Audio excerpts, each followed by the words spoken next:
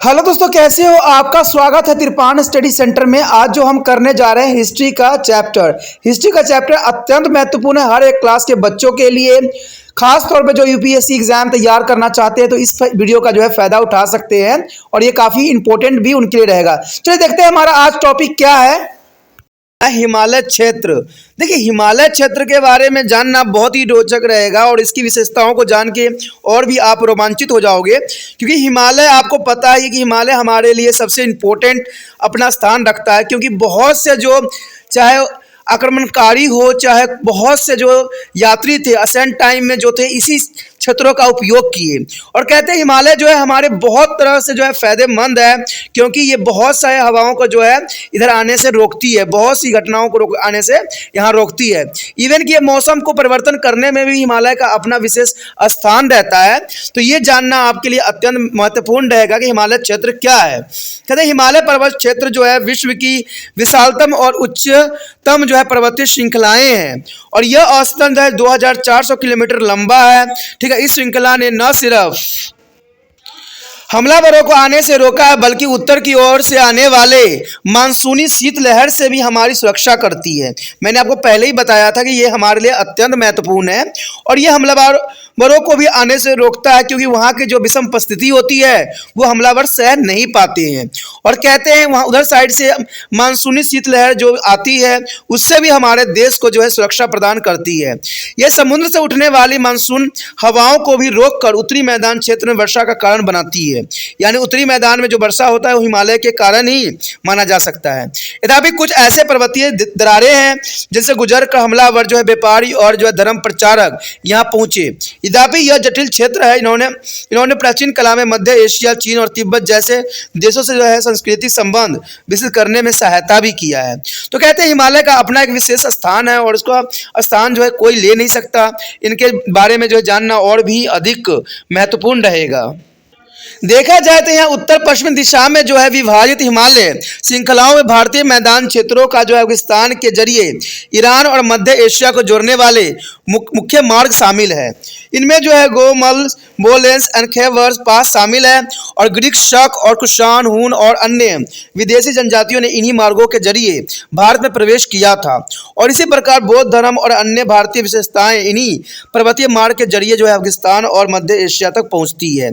तो आप समझ सकते हो, चाहे ग्रीक हो, शक हो, कुषाण हो, हून हो, चाहे अन्य विदेशी जनजाति हो, इसी मार्ग का उपयोग किया और भारत का जो है शोषण भी किया, लेकिन बहुत से कुछ जो थे सुधार भी किया। तो देखा जाए तो हिमालय का अपना एक विशेष स्थान है और ये जानना आपके लिए और भी रोचक रहेगा इसकी मैदानी क्षेत्र के बारे में। तो चलिए देखते हैं मैदानी क्षेत्र के बारे में क्या हमारे समक्ष जो है विशेषता है। तो चलिए उत्तर भारत के हम नदियों, तटीय मैदानों के क्षेत्र के विषय में चर्चा करें। यहाँ पर जो हम हिमालय के विषय में चर्चा कर रहे हैं उसमें हम उत्तर भारत की नदी, तटीय और मैदान क्षेत्र के विषय में अगर चर्चा न करें तो यह अधूरी बात मानी जाएगी। क्योंकि उत्तर भारत का नदी, तटीय, मैदान किस प्रकार है तो ये हिमालय क्षेत्र के रीजन्स में ही आते हैं। हिमालय क्षेत्र के भारत की सिंधु, गंगा और ब्रह्मपुत्र नदियों से जो है प्रभावित 3 नदियाँ तंत्र उपलब्ध कराए हैं। यानी देखा जाए तो यहाँ पर सिंधु, गंगा और ब्रह्मपुत्र नदियाँ जो है हिमालय क्षेत्र से ही जो है उपलब्ध हुई है। और इन नदियों ने अपने अपने क्षेत्रों को उपजाऊ बनाने के साथ साथ यहाँ के स्थायी निवासियों और हमलावरों को भी काफ़ी आकर्षित किया है, क्योंकि यहाँ पर हर तरह से जो थी कंडीशन लोगों के रहने के लिए और उनके सुविधाओं के लिए फेवरेबल थी। इसलिए हर जो है हमलावर यहाँ पर जरूर अपना जो है प्रभाव डालने की कोशिश किया। तो ये काफ़ी इंपॉर्टेंट क्षेत्र है जो सभी हमलावरों को यहाँ आकर्षित किया था। कहते सिंधु नदी के मैदान में क्षेत्रों में पंजाब और जो है सिंध सम्मिलित है। यानी देखा जाए तो सिंधु नदी के मैदानी क्षेत्र में पंजाब और सिंध सम्मिलित है और सिंध नदी की सहयोगी नदियों की सिंचाई ने इस भू क्षेत्र को एक विस्तृत उपजाऊ मैदान बना दिया है, जिसके कारण यह क्षेत्र इस उपमहाद्वीप का खाद्य केंद्र भी बन गया है। और इस कथन का यह कारण है क्योंकि यह क्षेत्र गेहूं की खेती के लिए बहुत ही महत्वपूर्ण है। कहते हैं पंजाब की सामरिक स्थिति और समृद्धि ने प्राचीन काल से ही विदेशी हमलावरों को काफ़ी आकर्षण किया है। सिंध नदी क्षेत्र में निचली जो है सिंधु घाटी और डेल्टा शामिल है। आपको पता ही होगा कि बहुत से हमलावर ने जो है हिमालय के क्षेत्रों का ही उपयोग किया और कारण यही था कि यहाँ की जो उपजाऊ भूमि थी और यहाँ पर जो समृद्ध थी लोग थे उसके देख के वो लोग काफ़ी आकर्षित होते थे और अपना जीवन यापन भी वो इसी क्षेत्र में करना चाहते थे। सिंध क्षेत्र में निचली सिंधु घाटी और डेल्टा शामिल है।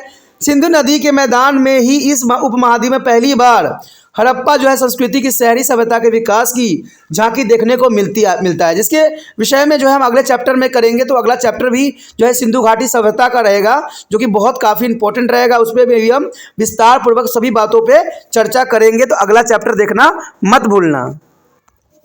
देखा जाए तो गंगा घाटी में सिंधु क्षेत्र की तुलना में अधिक वर्षा होती है और यह क्षेत्र अधिक नमी वाला है। गंगा के मैदानी क्षेत्रों के तीन उप क्षेत्रों में बांट दिया गया है और ये है ऊपरी, मध्य और निम्न।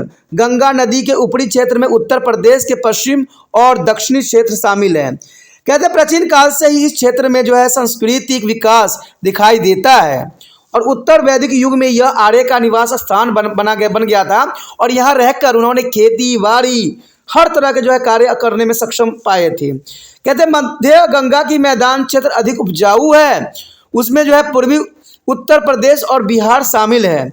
यह वह क्षेत्र है जहाँ 6वीं शताब्दी ईसा पूर्व कौशल, काशी और मगध जैसे महाजनपद ने अपना जो है क्षेत्र स्थापित किए थे। आपको पता ही होगा कि इस क्षेत्र में कौशल, काशी और मगध जो है काफ़ी इम्पोर्टेंट जो है राजाओं ने यहाँ पर राज किया था और भारत के 2 प्रमुख धर्म जैसे जैन और बौद्ध धर्म का भी जन्म इन्हीं क्षेत्रों में ही हुआ था। तो ये क्षेत्र काफ़ी महत्वपूर्ण माने जा सकते हैं, धर्म के रिगार्डिंग भी और उपजाऊ क्षेत्र के अनुसार भी। गंगा के निचले मैदान क्षेत्रों में बंगाल क्षेत्र शामिल है और इसका उत्तरी क्षेत्र जो है ब्रह्मपुत्र द्वारा सिंचित क्षेत्र है। कहते हैं भारी वर्षा से यहाँ घने जंगल और दलदलीय भू विकसित हो गई है, जिसके परिणाम स्वरूप जो है शुरू में यहाँ आवास विकसित करने में काफ़ी कठिनाई पैदा हुई थी, क्योंकि आपको पता है हिमालय के क्षेत्र है तो हिमालय के क्षेत्र में रहना संभव नहीं रहता है, क्योंकि यहाँ पर बहुत ही ठंड अधिक पड़ती है और सारे साल रहती है। तो इसलिए यहाँ पर जो है जनजीवन को जो है सेटलमेंट करना बहुत बड़ी कठिनाई थी, लेकिन फिर भी जो है लोगों ने अपना जीवन यापन करने की हर तरह से संभवतः कोशिश किया है और यहाँ पर वो लोग रह भी रहे हैं। लेकिन इसके तटीय क्षेत्र इस उपमहाद्वीपों के अन्य क्षेत्र और दक्षिण पूर्वी एशियाई देशों के बीच भी परस्पर संचार के महत्वपूर्ण मार्ग साबित हुए हैं। कहते हैं तम्र जो है लिपित अथवा तमलुक इस क्षेत्र का एक प्रमुख बंदरगाह था, जिसने व्यापारिक गतिविधियों में बहुत ही महत्वपूर्ण भूमिका निभाई। देखिए बंदरगाह का मतलब यही होता है जहां पर जो है सारे व्यापारी उतरते हैं और वहां से व्यापार शुरू करते हैं। देखा जाए तो ईस्ट इंडिया कंपनी के समय जो था कलकत्ता का जो समुद्र किनारा था वो बंदरगाह था, जहां से वो लोग जो सुचारू रूप से अपना कार्य संपलित करते थे। तो ये बंदरगाह बनाना अत्यंत महत्वपूर्ण है, जहाँ पर व्यापारी जो होते हैं अपना व्यापारी गतिविधियों का जो है चरम सीमा पर पहुँचाते हैं। पूर्वी भारत को जो है महानदी और इसकी अन्य धाराओं द्वारा विकसित तटीय मैदानों के रूप में पहचाना जाता है और इस क्षेत्र के उपजाऊ तटीय क्षेत्र जो है काफ़ी कृषि, समाज और जो है संस्कृति विकास में बहुत काफ़ी योगदान दिया है। अगर देखा जाए तो नंद और मौर्य राजवंशों के काल में भी 4वीं शताब्दी ईस्वी पूर्व यह गंगा सभ्यता के संपर्क में आया था। देखा जाए तो 1000 ईसा पूर्व पश्चात जो है आसपास उड़ीसा की अपनी भाषी और संस्कृति पहचान विकसित होने शुरू हो गए। तो ये बहुत काफ़ी इंपॉर्टेंट बात आता है कि नंद और मौर्य राजवंशों के कालों में जो है गंगा सभ्यता के संपर्क में आया और 1000 ईस्वी पूर्व के आसपास उड़ीसा की अपनी भाषी और संस्कृति पहचान विकसित करने में ये सफल भी हो गए। कहते हैं पश्चिमी भारतीय क्षेत्र में राजस्थान और गुजरात के आधुनिक प्रदेश सम्मिलित हैं। यानी पश्चिमी अगर देखा जाए भारतीय क्षेत्र में राजस्थान और गुजरात का एक अपना महत्वपूर्ण योगदान है। यह अपनी काली मिट्टी की वजह से विशेष पहचान रखता है, यानी काली मिट्टी इन क्षेत्रों में काफ़ी मात्रा में पाई जाती है, जो कपास की खेती के लिए बहुत ही उपयोगी सिद्ध होती है। ये एक बात याद रखना दोस्तों कि काली मिट्टी में कपास की खेती जो होती है बहुत अच्छी होती है। अर्ध क्षेत्रों में घिरा राजस्थान का जो है थार मरुस्थल गंगा के मैदानी क्षेत्र की तरह उपजाऊ नहीं था, इसलिए इस क्षेत्र को जो है कृषि के लिए अधिक उपयोगी नहीं समझा गया। यद्यपि बाद में 18वीं शताब्दी में जो रहट तंत्र यांत्रिक की सिंचाई के विकास के बाद यहाँ अनेक प्रकार की आबादी का निवास शुरू हुआ, क्योंकि उन्होंने जो 8वीं शताब्दी में जो है राहट द्वारा जो है उन्होंने सिंचाई करना सीख लिया, जिसकी वजह से यहाँ पर जो है बहुत से निवासी जो है बस गए, बहुत से लोग आके यहाँ बस गए। गुजरात में साबरमती, माई, नर्मदा और ताप्ती नदी के उपजाऊ मैदान के कारण यहाँ बहुत ही समृद्धि आई है। गुजरात के अधिक से लंबे तटीय क्षेत्र में भी अपनी बंदरगाहों के जरिए अन्य देशों में संबंधित विकसित करने में भारी सहयोग भी दिया है और इस क्षेत्र को बहुत ही महत्वपूर्ण जो है समुद्री तटीय बंदरगाह रहे हैं, कहते भाऊ कक्ष और दमदुल भरोच इसके सबसे अच्छा एग्जाम्पल के रूप में देखा जा सकता है। यदि हम यहाँ पर बात करें प्रायद्वीपीय भारत की, तो ये काफ़ी इंपॉर्टेंट बात आता है प्रायद्वीपीय भारत के रिगार्डिंग, यानी पेनिनसुलर ऑफ इंडिया। देखिए प्रायद्वीपीय भारत में दक्षिण का पठार और दक्षिण भारत के समुद्री मैदानी क्षेत्र शामिल है। ठीक है, इसको चित्र में भी आप मानचित्र में भी देख सकते हो। यह पठार जो विंध्य पर्वत श्रृंखलाओं के दक्षिण में स्थित है और इसे 3 मुख्य क्षेत्र में विभाजित किया गया है। अगर आपको पेनिनसुलर का क्वेश्चन आ जाता है कि पेनिनसुलर क्या होता है, प्रायद्वीपीय भारत से आप क्या समझते हैं, प्रायद्वीपीय पठार क्या होता है, तो ये बहुत काफ़ी सुंदर आंसर है जिसको आप समझ सकते हो। ठीक है, तो आपको दिमाग में ये रखना है कि ये जो है दक्षिण का पठार और दक्षिण भारत के समुद्री तटीय मैदान क्षेत्र सम्मिलित होते हैं इसमें, और यह पठार जो है विंध्याचल पर्वत श्रृंखलाओं के दक्षिण में स्थित है और 3 मुख्य क्षेत्रों में विभाजित भी इसको किया जाता है, जिसमें अधिकतर जो है महाराष्ट्र, आंध्र प्रदेश और कर्नाटक के आधुनिक प्रदेश आते हैं। कहते तांबे और पत्थर के औजारों का जो उपयोग करने वाले लोगों का जो है ताम्र पाषाण युगीन स्थल ज़्यादातर यहीं पर पाए गए हैं, यानी ताम्र पाषाण युगीन के समय में जो हमें मिले हैं औजार उन इन्हीं क्षेत्र में मिले हैं। कर्नाटक में दक्षिण पश्चिमी दक्कन क्षेत्र भी सम्मिलित है और यह जल और अन्य संसाधनों की जो उपलब्धता के लिए अधिक सुविधाजनक रहा है। चावल की खेती के कारण जो है रायचूर दोआब क्षेत्र को दक्षिण भारत का चावल केंद्र कहा जाता है, यानी बॉल्स ऑफ राइस। कभी कभी क्वेश्चन भी आ जाता है कि बॉल्स ऑफ राइस किसे कहते हैं, तो याद रखना कि ये जो होता है यहाँ पर किसको कहते हैं, चावल की खेती के कारण जो है रायचूर दोआब क्षेत्र को जो है हम यहाँ दक्षिण भारत का चावल केंद्र भी कह सकते हैं। और यह क्षेत्र जो है विभिन्न बंदरगाहों में परस्पर युद्ध का कारण भी रहा है, क्योंकि यहाँ पर उपजाऊ क्षेत्र रहा है, तो हर समय जो है युद्ध का सबसे बड़ा कारण भी इसी क्षेत्रों को ही माना जाता है। यह क्षेत्र विभिन्न बंदरगाहों में परस्पर युद्ध का कारण रहा। ऐतिहासिक काल से ही इन क्षेत्रों में लोगों का निवास रहा, यानी काफ़ी अच्छा यहाँ पर क्षेत्र होने के कारण, यहाँ पर उपजाऊ होने के कारण सभी लोगों का ये क्षेत्र है मनपसंद रहा है। पठार क्षेत्र में भी जो है पश्चिम और पूर्वी घाटों पर पहाड़ी भूप्रदेश है और यह पहाड़ियाँ पश्चिम तट पर जो है पश्चिमी घाट के नज़दीक से बिल्कुल ही सीधा ऊंचाई की तरफ बढ़ते हुए हैं।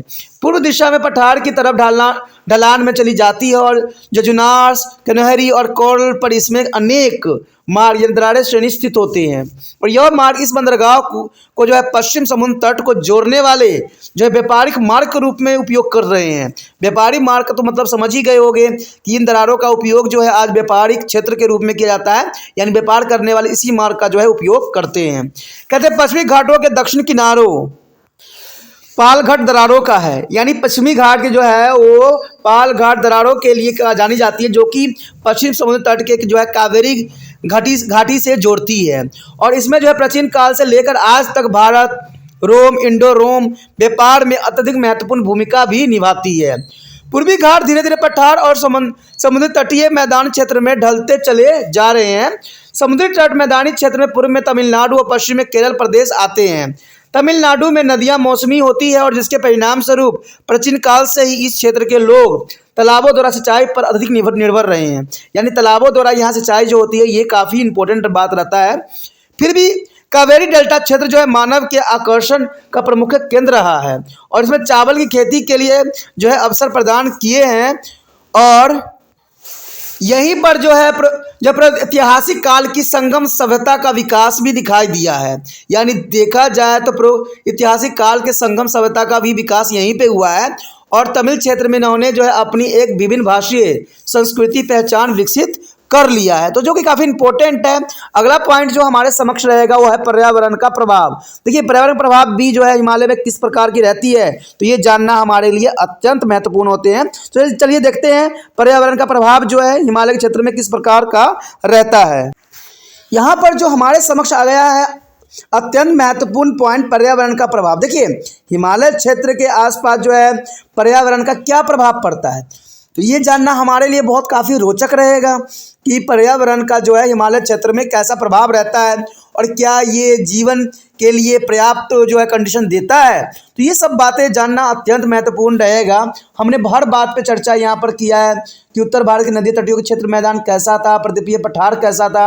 अगर हम पर्यावरण के प्रभाव नहीं जानेंगे तो ये हमारा टॉपिक अधूरा रह जाएगा। तो ये जानना आपके लिए अत्यंत महत्वपूर्ण रहेगा कि पर्यावरण का वहाँ पर किस प्रकार का प्रभाव रहता है हिमालय क्षेत्रों में। किसी भी क्षेत्र में लोगों के आवास की स्थिति इस बात पर निर्भर करता है कि उस स्थान की परिवेश यानी पर्यावरण की स्थिति कैसी है। देखिए, कोई भी जीवन पर प्रभाव तो जनरली सी बात है वहाँ के पर्यावरण पर ही पड़ता है, और पर्यावरण के कारण जो है इंसानों में पड़ता है। तो कोई भी क्षेत्र में अगर इंसान रहेगा कि नहीं रहेगा, इसका पर्यावरण का प्रभाव 100% पड़ता है। और पर्यावरण हमारे आसपास के परिवेशों की स्थिति और वातावरण होता है जिसमें विभिन्न प्रकार की जातियाँ, मानव, पशु और पेड़ पौधे जीवित रहते हैं और वहाँ पर वो अपना काम भी करते हैं। पर्यावरण मुख्य रूप से किसी स्थान का वातावरण, भूभाग, पेड़ पौधे और पशु यानी वनस्पति और प्राणी जगत आदि के शामिल होते हैं, यानी फ्लोरा और फौना के लिए अत्यंत महत्वपूर्ण होते हैं। आइए अब हम देखते हैं कि प्राचीन काल से लेकर आज तक पर्यावरण ने लोगों के जीवन और इतिहास को किस प्रकार प्रभावित किया है। लोग स्थायी आवास के लिए जो है अर्ध शुष्क क्षेत्र अधिक उपयोगी होते हैं। उदाहरण के लिए सिंध क्षेत्र, जहां पर प्राचीन काल में इसी प्रकार के वातावरण रहा है, में जो है समृद्ध हड़प्पा सभ्यता विकास भी हुई है और इसने शहरी आवास विकसित करने में भी सहयोग दिया है। यानी इसने शहरी आवास को विकास करने में काफ़ी महत्वपूर्ण योगदान दिया है। इसी प्रकार बिहार में पाटलिपुत्र का विकास और मगध के महत्व को भी वहाँ की भौगोलिक विशेषताओं और पर्यावरण के जो है मद्देनजर इसके परस्पर संबंधों के अनुरूप परिभाषित किया जा सकता है। पाटलिपुत्र गंगा और सोन और गंडक नदी से जो है घिरा था, जिन्होंने इस स्थान को जो है नैसर्गिक सुरक्षा प्रदान करने के साथ साथ जो है आंतरिक संचार की सुविधा को भी उपलब्ध करवाई थी। इसके अतिरिक्त उपजाऊ जो है सिंध गंगा के मैदान क्षेत्र ने भी यहाँ धनी आबादी के विकास बनाए रखने में सहायता किया है। अगर आपको समझ हो इस बात का हो कि इंसान वहाँ निवास करते हैं जहाँ पर उनको हर तरह के जो है पर्यावरण संतुलन मिलता हो, वहाँ पर रहने लायक स्थिति हो, तो ऐसे क्षेत्र जो होते हैं काफ़ी उपजाऊ क्षेत्र में भी आ जाते हैं। और यहाँ पर जो है काफ़ी उपजाऊ होने के कारण धनी आबादी होना एक स्वाभाविक बात रहती है। पर्यावरणीय परिस्थिति किसी भी क्षेत्र के संभावित संसाधनों को भी निर्धारित करती है। कहते हैं वनांचल क्षेत्र यानी वनांचल क्षेत्र लकड़ी का बड़ा स्रोत हो सकते हैं, तो समुद्री तटीय क्षेत्र जो है समुद्री उत्पादों के स्रोत भी हो सकते हैं। चट्टानों में जो है भरपूर पहाड़ी क्षेत्र जिनमें जो है खनिज अयस्क यानी कच्ची धातु भी सम्मिलित है, धातु विज्ञान के विकास में सहायक हो सकता है। जैसे मगध जो है लोहे की कच्ची खानों के नज़दीक और छोटा नागपुर पठार के क्षेत्र में पत्थरों के स्रोत यानी उद्गम स्थानों और लकड़ी के क्षेत्र के नज़दीक स्थित होते हैं। तो बड़े बड़े जो उद्योग होते हैं उन क्षेत्रों में लगाए जाते हैं जहां पर कच्चे माल जो है आसानी से उपलब्ध हो। इसलिए सबसे अच्छा यहाँ एग्जाम्पल है जो आपके समक्ष था, मगध लोहे की कच्ची खानों के लिए जाना जाता है और छोटा नागपुर जो है पत्थरों के जो स्रोत के रूप में जाना जाता है। उसी तरह जो है सबका अपना अपना एक विशेष स्थान रखता है। इस वजह से जो है मगध की स्थिति बहुत काफ़ी मजबूत हो जाती है। जीवन के रहन सहन और जो है आहार व्यवहार भी पर्यावरणीय परिस्थिति में प्रभावित होते हैं। नदी के मैदानी क्षेत्र में जो खचार वाली मिट्टी बाढ़ से प्रभावित होती है, यानी खचार वाली मिट्टी जो होती है काफ़ी बाढ़ के कारण ये काफ़ी प्रभावित होती है और मिट्टी की उपजाऊ शक्ति जो है अधिक पैदावार में सहायक भी होती है। मिट्टी की किस्म किसी स्थान की फसल पद्धति को भी निर्धारित करती है। जैसे काली मिट्टी कपास की खेती करने के लिए अच्छी होती है। कहते हैं बढ़ते उत्पादन के फलस्वरूप वस्तुओं के परस्पर से लेन देन की गतिविधियों को बढ़ावा भी मिलता है, जिससे बड़े पैमाने पर व्यापार विकसित होता है। जल मार्ग की सुविधाओं से जो है संपन्न नदियां वाले क्षेत्रों में विकसित व्यापार और संचार नेटवर्क देखने में आए हैं। जातक और अन्य उपलब्ध जो है हमारी प्राचीन साहित्यिक पुस्तकों में प्राचीन भारत में अनेक जलमार्गों के होने के उपलब्ध जो उल्लेख मिलती है और इसी प्रकार समुद्र तटीय जो है जलमार्ग विभिन्न समुद्री देशों के व्यापार की प्रगति को बढ़ावा भी देता है। पहाड़ी मार्ग इस संदर्भ में बहुत ही महत्वपूर्ण होते हैं। उदाहरण के रूप में अगर देखा जाए तो पाल घाट द्रावण ने पूर्व और पश्चिम समुद्री तट को आपस में जोड़ा है और प्राचीन काल में भारत रोम व्यापार करने के लिए काफ़ी अनुकूल थी। तो ये सारी चीज़ें जो है वहाँ के पर्यावरण स्थिति ही उसको जो है बनाती है। इस प्रकार हम देख सकते हैं कि किसी क्षेत्र की जो है भौतिक विशेषता और पर्यावरण उस क्षेत्र की ऐतिहासिक प्रक्रिया का जो है खुलासा करने में काफ़ी सहयोग देते हैं। संसाधनों से जो है समृद्ध क्षेत्र महत्वपूर्ण थे, जबकि जहाँ इन संसाधनों की कमी रही वहाँ कम विकास हुआ, यानी जहाँ संसाधन नहीं वहाँ मनुष्य भी नहीं रहना पसंद करते हैं। यह समीक्षा जो है बहुत महत्वपूर्ण है कि आवास पद्धति और जीविका का तरीका स्थानीय संसाधन के उपयोग पर निर्भर करता है, जिसके परिणाम स्वरूप पर जो है क्षेत्र का जो है तकनीकी विकास निर्भर करता है। तो ये काफ़ी इम्पोर्टेंट टॉपिक था जो आपके समक्ष प्रस्तुत था। आगे जो हमारा है बहुत ही इम्पोर्टेंट टॉपिक आएगा, प्री हिस्टोरिक सिविलाइजेशन, यानी जो है प्रागैतिहासिक सभ्यताएं कैसी थी। इसमें हम पूरा पाषाण युग के विषय में जो है विस्तार पूर्वक चर्चा करेंगे। तो अगला टॉपिक देखना मत भूलना, अगला टॉपिक अत्यंत महत्वपूर्ण रहने वाला है।